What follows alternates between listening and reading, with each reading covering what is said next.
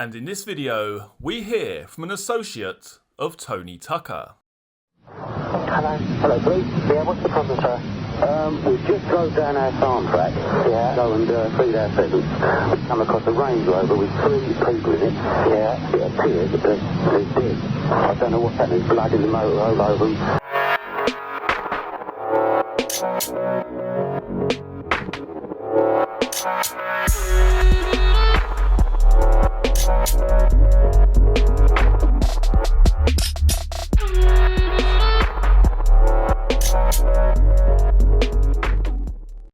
And welcome back to a new video on the Essex Boys case. As always, if you are enjoying the content, please do give the video a thumbs up.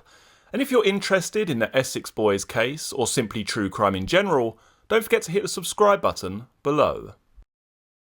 The following is a police statement from Wayne Mixture, dated the 18th of the 1st, 1996.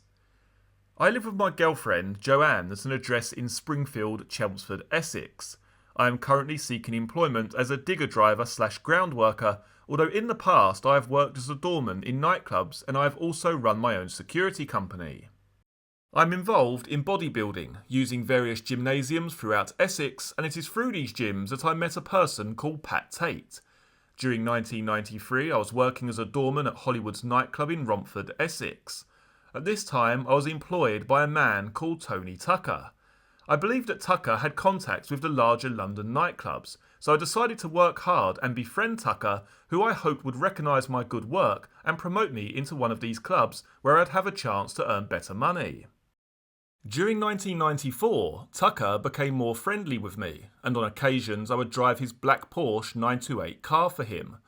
I think it's fair to say that on occasions he liked me to drive for him and act as his minder. I am also aware that Tucker was involved in the drugs world, and it was through Tucker that I met his friend Craig Rolfe. At one time, Craig was more involved with Club UK Wandsworth. Tucker would call on me offering me a day's driving, but to be honest, he was full of promises and I hardly ever got paid.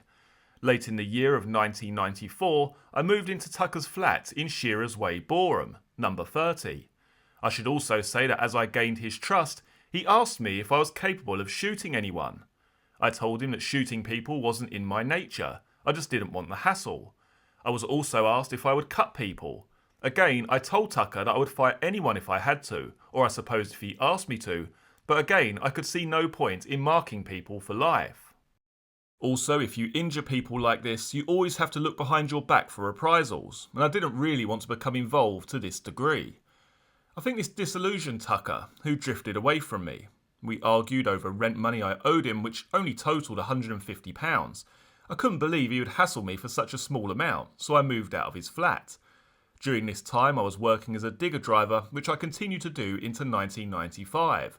I was working for David Williams, an old family friend, who has a company called East Coast Tipping. I remained in contact with Tucker. Sometimes I would take a day off from digger driving and spend the day driving Tucker's Porsche around Essex. We would usually visit a gym or go for a meal. I wasn't getting any good door work, so I continued earning a living as a ground worker, seeing much less of Tucker. I've been asked to recall my whereabouts for Wednesday the 6th and Thursday the 7th of December 1995. My mother had recently separated from her husband, and my grandmother, who lives opposite my mum's, had just gone to Australia. So to give my mother some support, we spent the week living in my grandmother's home. We were at this address on the Wednesday evening to be with my mother. On Thursday, she works on a late shift, so I cannot be positive, but I can say that we stayed at home in Dakin Drive all that week between both houses. I remember watching the news at around 10 p.m, where details of a shooting of persons in a Range Rover had occurred in Rettendon, Essex. Joanne was in bed at the time, and I called her to come and have a look.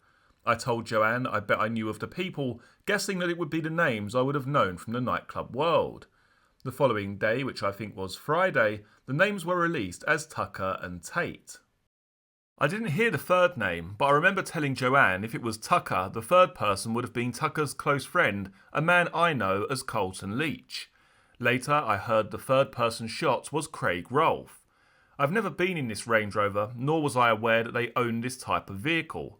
I have never been with Tucker, Tate or Rolfe to this area of Rettendon since I have known them. If you would like to learn more about the Range Rover murders as told in court, then please click on the video in front of you now.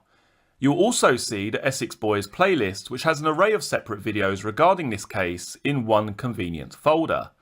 Many thanks for joining me for this video. I look forward to seeing you all again for the next one. Take care. Cheers.